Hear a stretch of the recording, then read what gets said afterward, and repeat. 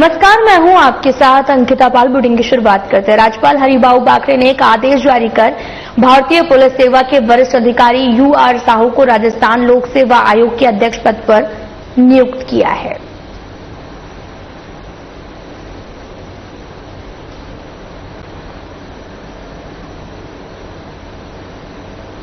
राजस्थान विधानसभा अध्यक्ष वासुदेव देवनानी ने सोमवार को पावन धाम चारभुजा गढ़बोर पहुंचकर प्रभु श्री चारभुजानाथ जी के दर्शन किए और प्रदेशवासियों की सुख समृद्धि और उत्तम स्वास्थ्य की कामना की है।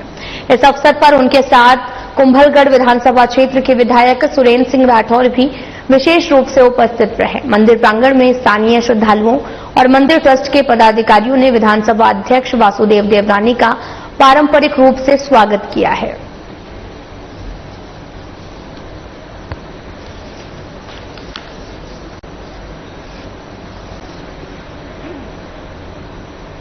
मुख्यमंत्री भजनलाल शर्मा ने कहा कि वंदे गंगा जल संरक्षण जन अभियान के माध्यम से प्रदेश के गांव मजबूत होंगे, जिससे विकसित राजस्थान का संकल्प पूरा हो सकेगा।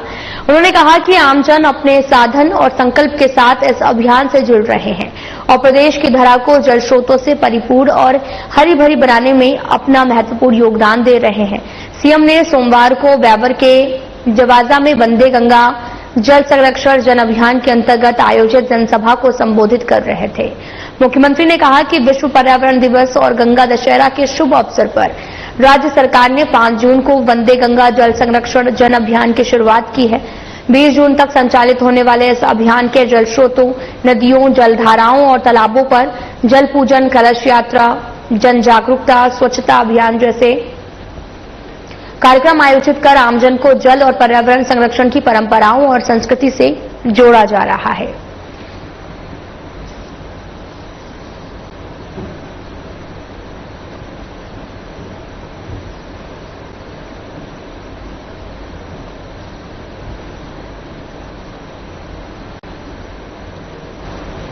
आपको बताते चले कि शिक्षा विभाग की पहल देखने को मिली, जहां पर एमओयू को धरातल पर लाने पर मंथन किया जा रहा। भामाशाह सम्मान समारोह को लेकर समीक्षा बैठक की गई है। राज्य के शिक्षा क्षेत्र में निवेश को मूर्त रूप देने के लिए राइजिंग राजस्थान अंतर्गत हुए एमओयू की प्रगति की समीक्षा बैठक सोमवार को शिक्षा मंत्री मदन दिलावर की अध्यक्षता में संपन्न हुई और इस दौरान अधिकारियों को निर्देश दिए गए हैं।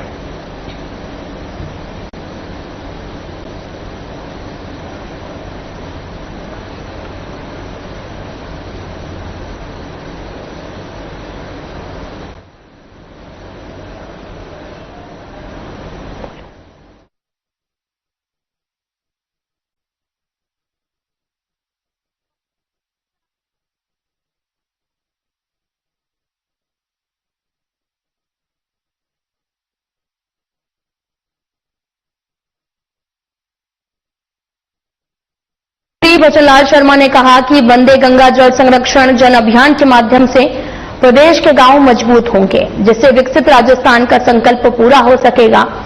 और उन्होंने कहा कि आमजन अपने साधन और संकल्प के साथ इस अभियान से जुड़ रहे हैं। प्रदेश की धरा को जल स्रोतों से परिपूर्ण और हरी भरी बनाने को लेकर भी अपना महत्वपूर्ण योगदान दे रहे हैं। सीएम ने सोमवार को ब्यावर के जवाजा में वंदे गंगा जल संरक्षण जन अभियान के अंतर्गत आयोजित जनसभा को संबोधित किया है। राज्य के शिक्षा क्षेत्र में निवेश को मूर्त रूप देने के लिए राइजिंग राजस्थान अंतर्गत हुए एमओयू की प्रगति की समीक्षा बैठक सोमवार को शिक्षा मंत्री मदन दिलावर की अध्यक्षता में संपन्न हुई है। बैठक में शिक्षा मंत्री ने अधिकारियों को निर्देश दिए हैं, निवेश प्रस्तावों को शीघ्रता से धरातल पर उतारा जाए, प्रक्रिया में पारदर्शिता सुनिश्चित की जाए। मंत्री ने भूमि आवंटन एवं चिन्हीकरण से जुड़ी अड़चनों को त्वरित हल करने और लंबित एमओयू के निस्तारण के लिए ठोस कार्य योजना बनाने के निर्देश दिए हैं। उन्होंने टोंक और साथ ही कुचामन आबू रोड में प्रस्तावित सैनिक स्कूलों के एमओयू की प्रगति रिपोर्ट की जानकारी ली है। बैठक में उन्होंने बोर्ड परीक्षाओं से अधिक परिणाम अर्जित करने वाले विद्यार्थियों को विभाग की अन्य उल्लेखनीय उपलब्धियों के प्रचार प्रसार पर बल देने की बात कही है।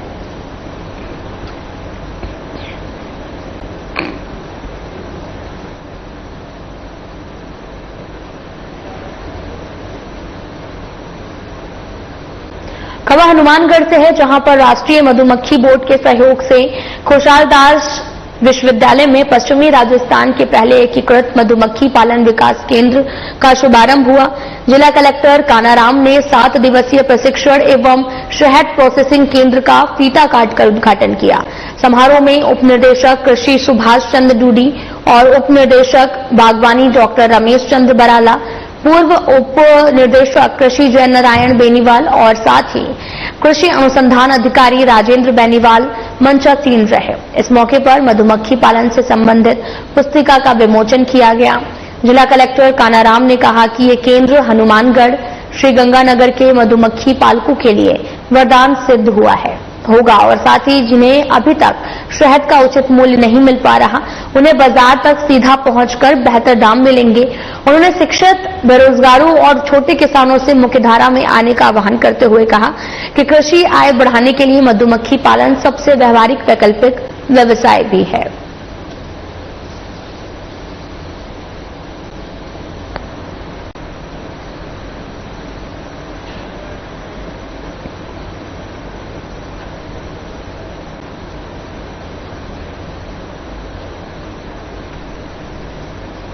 राजगढ़ नगर पालिका क्षेत्र के रहबारपुरा मोहल्ले में विगत कई दिनों से चल रही विद्युत समस्या को लेकर आक्रोशित ग्रामीण सोमवार की देर रात विद्युत वितरण निगम कार्यालय के सहायक अभियंता के परिसर में स्थित कंट्रोल रूम में पहुंचे, जहां पर बियर और शराब पार्टी चल रही थी। ग्रामीणों ने मौजूद विद्युत विभाग के कर्मियों को विद्युत समस्या से अवगत करवाया, जिस पर कर्मियों ने अभद्र भाषा का प्रयोग किया है। शराब पार्टी सहित अन्य शिकायतों की सूचना तहसीलदार वीपी सिंह नरुका को दी है। सूचना पर तहसीलदार नरुका विद्युत विभाग स्थित कंट्रोल रूम पर मौके पर पहुंचे, जहां उन्होंने कंट्रोल रूम का मौका मुआयना किया गया। कंट्रोल रूम के अंदर एक देशी शराब का क्वार्टर और एक आधी बियर और कंट्रोल रूम बाहर की तरफ आधी से अधिक बियर की बोतल रखी मिली। इस पर तहसीलदार वीपी सिंह नरुका ने मौके पर विद्युत विभाग के अधिकारियों से दूरभाष कर वार्ता कर मामले से अवगत करवाकर कार्रवाई करने की बात कही। वार्ड नंबर 24 के पार्षद धर्मेंद्र रहबारी ने बताया कि रहबारपुरा गांव के करीब 20 लोग विद्युत समस्या को लेकर विद्युत विभाग आए थे, जहां विद्युत विभाग के कंट्रोल रूम में आकर देखा तो शराब और बियर पार्टी चल रही थी।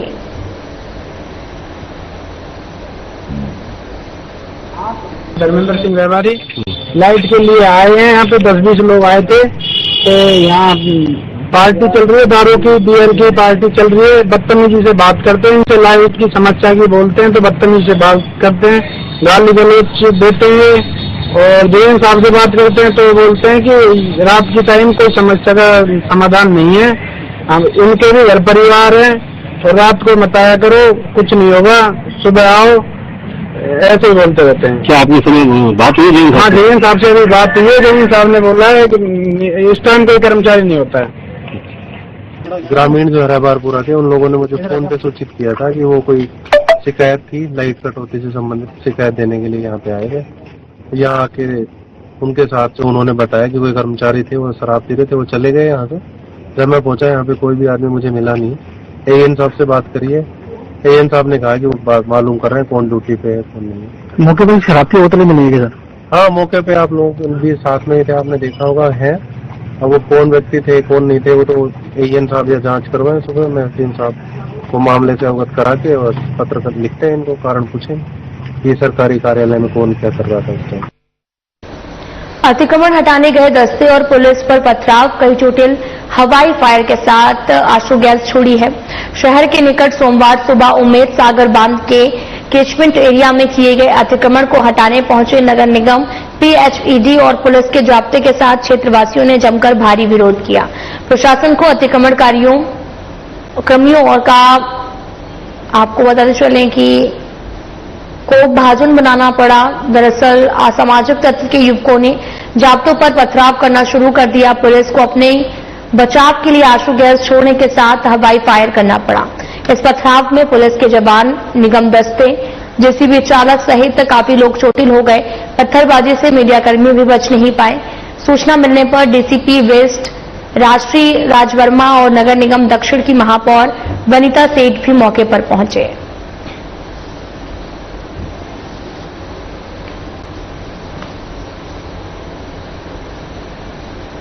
आज यहाँ पर उमेद सागर बांध में नगर निगम की टीम और पुलिस का जाब्ता अतिक्रमण हटाने आए थे। अतिक्रमण हटाने के दौरान कुछ असामाजिक तत्वों ने पत्थरबाजी की। पुलिस ने सख्ती से उनके साथ डील किया है।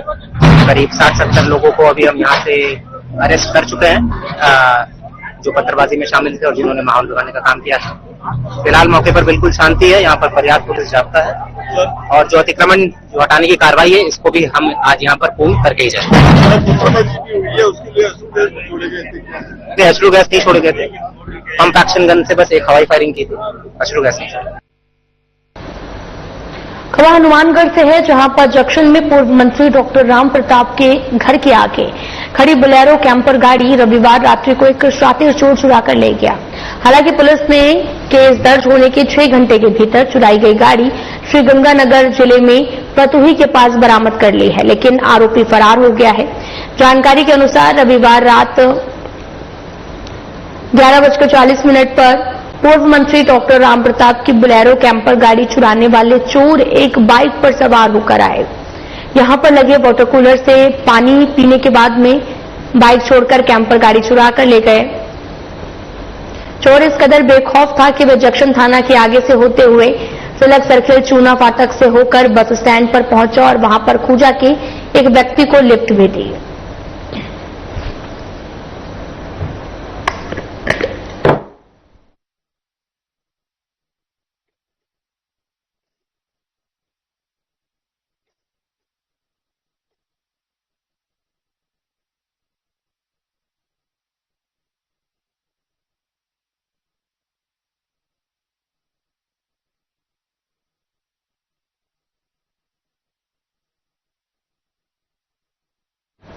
जोधपुर शहर के विवेक विहार क्षेत्र में एक सनकी सिलसिले ने ऐसी हरकत कर दी है जिससे आसपास के घरों में रहने वाली महिलाओं के जीना हराम हो गया है। इस शख्स की हरकतों से हर कोई हैरान और परेशान हो जाएगा। एक पड़ोसी परिवार के मुख्य द्वार पर उपयोग में लिया हुआ, आपको बताते चले कि यहां पर पीने के पानी की टंकी में कई बार पेशाब कर दिया गया और एक बार पानी में डीजल मिला दिया गया। अखिल भारतीय जनवादी महिला समिति एडवा की जिला उपाध्यक्ष मीनाक्षी शर्मा के नेतृत्व में मोहल्ले की महिला पुलिस कमिश्नर से मिली और अपनी आप बीती सुनाई। एक महिला की तरफ से परिवारवाद दायर किया गया है।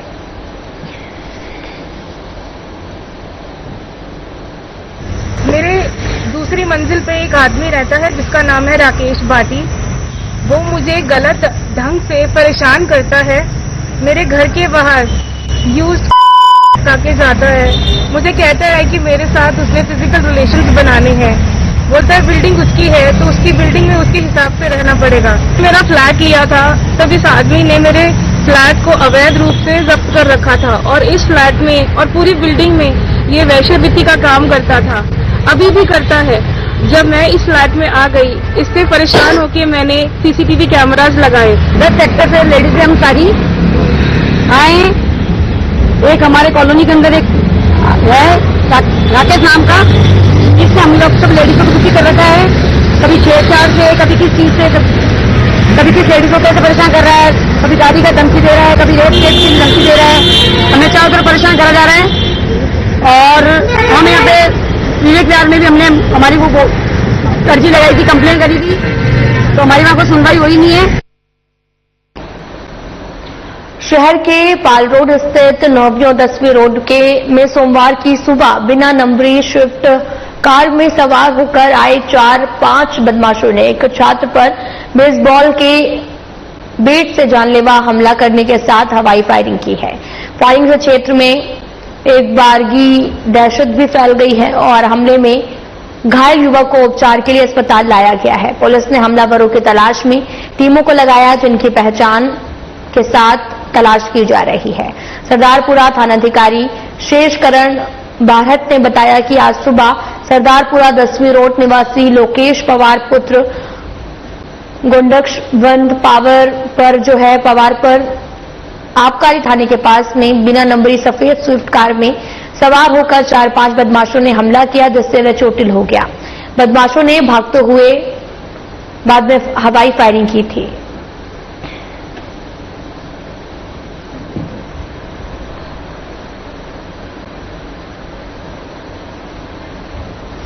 एआईसीसी महासचिव भंवर जितेंद्र सिंह और नेता प्रतिपक्ष टीकाराम जूली ने जोधपुर दौरे के दौरान कांग्रेस नेता करण सिंह उजियारड़ा की माताजी के निधन पर शोक व्यक्त किया है। वे उजियारड़ा के पैतृक निवास पहुंचे, जहां उन्होंने दिवंगत आत्मा को श्रद्धांजलि अर्पित की है और साथ ही परिजनों से मिलकर संवेदनाएं व्यक्त की। इस अवसर पर दोनों नेताओं ने परिवार के प्रति अपनी गहरी सहानुभूति भी जताई है।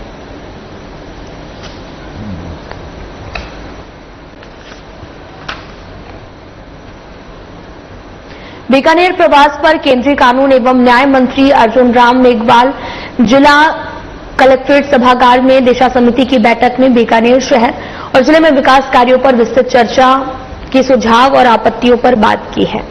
साथ ही मेघवाल ने बताया कि दिशा समिति में हम केंद्र सरकार और राज्य सरकार की योजनाओं की समीक्षा करते हैं। योजनाओं के क्रियान्वयन में समस्या तो नहीं आ रही। देश में कहीं भी दिशा समिति की मीटिंग होती है तो वहां पर संबंधित जिले का सांसद भाग लेता है। आज की मीटिंग में भी बीकानेर के विकास के मुद्दे पर चर्चा हुई। कोल, लिग्नाइट और सिरेमिक हब बनने बीकानेर, उसके लिए भी चर्चा हुई। नाइट टूरिज्म के लिए भी बीकानेर सबसे उपयुक्त स्थान है, इस पर भी चर्चा हुई। कैबिनेट मंत्री सुमित गोदारा, विधायक विश्वनाथ मेघवाल, जिला प्रमुख मुंडाराम मेघवाल भी बैठक में शामिल हुए। साथ ही जिला कलेक्टर नम्रता वेड़िक और एसपी कावेन सिंह सागर, बीडीए आयुक्त अपर्णा गुप्ता, निगम आयुक्त मनीष मैंक, जिला परिषद सीईओ सोहनलाल सहित सभी विभागों के अधिकारी मौजूद रहे।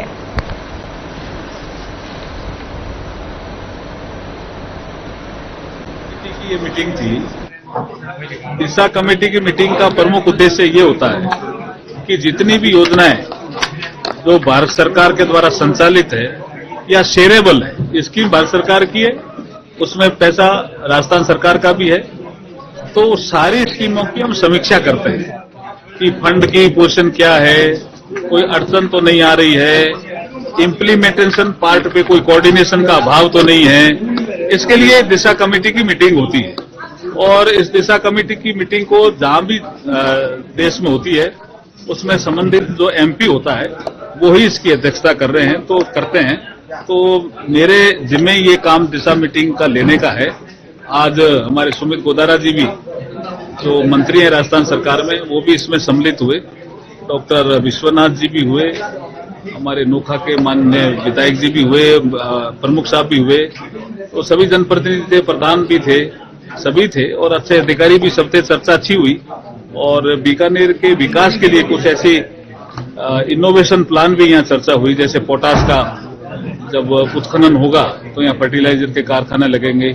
पीएम साहब पलाना में मीटिंग लेके गए 22 मई को, तो उसके बाद जो नीचे लिग्नाइट है उसका कोल गैसिफिकेशन का काम तेजी से आगे बढ़ रहा है, इसकी हम प्लान बना रहे हैं और वो 7-8 जगह कोयला ऐसा है जहाँ कोल गैसिफिकेशन के लिए वो कोयला उपयुक्त है।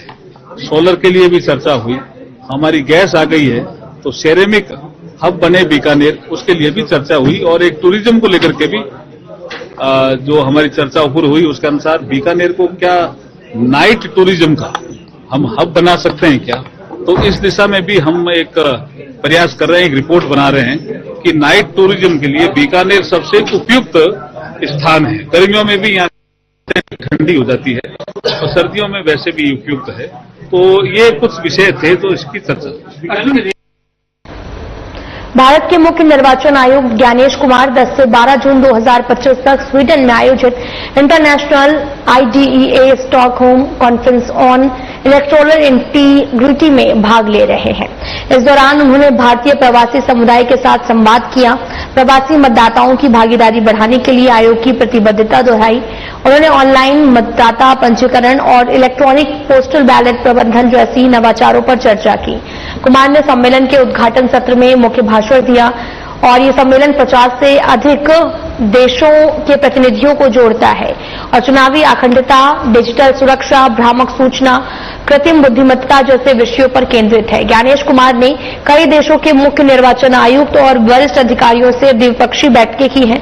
भारत निर्वाचन आयोग का उच्च स्तरीय प्रतिनिधिमंडल भी सम्मेलन में शामिल है, जो कि वैश्विक लोकतांत्रिक सहयोग को मजबूत करेगा।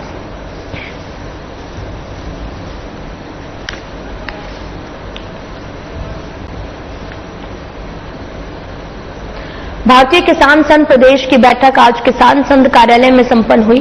बैठक में संगठनात्मक विस्तार और हर ग्राम इकाई में कार्यकर्ता समिति गठित करने के लक्ष्य पर चर्चा हुई। प्रदेश में संभागीय, जिला और तहसील स्तर पर चल रहे प्रशिक्षण वर्गों की समीक्षा की है, जिसमें इस साल 6.50 लाख कार्यकर्ताओं को प्रशिक्षित करने का लक्ष्य है। और बैठक में सिंधु जल समझौते के निस्तारीकरण के बाद अतिरिक्त पानी पंजाब, राजस्थान, हिमाचल और हरियाणा को मिलाने के प्रयासों पर विचार किया गया। किसान संघ ने नकली खाद और बीज के खिलाफ राजस्थान सरकार की कार्रवाई का समर्थन करते हुए लिप्त गिरोह के खिलाफ कड़ी कार्रवाई की मांग की है। बैठक की अध्यक्षता प्रदेश अध्यक्ष प्रवीण सिंह चौहान ने की, जबकि संचालन प्रदेश महामंत्री तुलसीराम सिवर ने किया है। साथ ही बैठक में कई प्रदेश और प्रांत स्तर के पदाधिकारी उपस्थित रहे।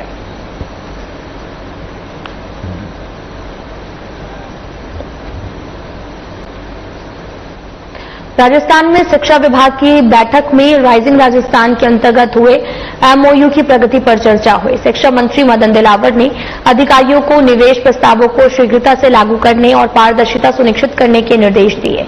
उन्होंने भूमि आवंटन और चिन्हीकरण में आ रही समस्याओं के त्वरित समाधान और लंबित एमओयू के निस्तारण के लिए ठोस कार्य योजना बनाने के लिए कहा है।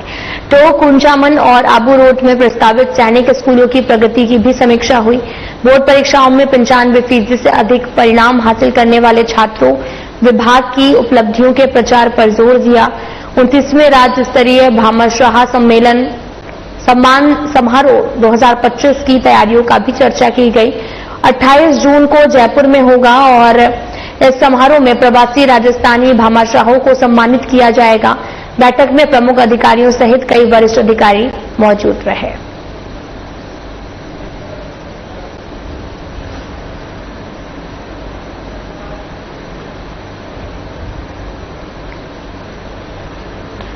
तो वहीं सोमवार को बगरू विधानसभा क्षेत्र के विधायक डॉक्टर कैलाश वर्मा ने ग्राम पंचायत कपूरावाला में लगभग 4 करोड़ रुपए की लागत से कई विकास कार्यों का शिलान्यास और लोकार्पण किया है। इस दौरान उन्होंने 2 करोड़ रुपए की लागत से जेडीए द्वारा बनने वाली सीसी सड़कों और तेजावाला गांव में 57 लाख रुपए की लागत से पेयजल पाइपलाइन कार्य का शिलान्यास किया है। और साथ ही जनसभा में डॉक्टर वर्मा ने बगरू क्षेत्र में बेसलपुर जल योजना का कार्य शीघ्र शुरू होने की जानकारी दी। इसके अलावा पीडब्ल्यूडी के माध्यम से 10 करोड़ रुपए की सड़कों का निर्माण और राजकीय विद्यालयों में टीन शेड का निर्माण तेजी से चल रहा है। उन्होंने विधायक कोष से कपूरावाला में टीन शेड और उप स्वास्थ्य केंद्र में अतिरिक्त भवन निर्माण की घोषणा की। कार्यक्रम में डॉक्टर वर्मा को स्थानीय जनता का भरपूर आशीर्वाद समर्थन मिला। इस अवसर पर सरपंच मंजू शर्मा सहित अन्य पंचायतों के प्रतिनिधि और बड़ी संख्या में ग्रामीण उपस्थित रहे हैं।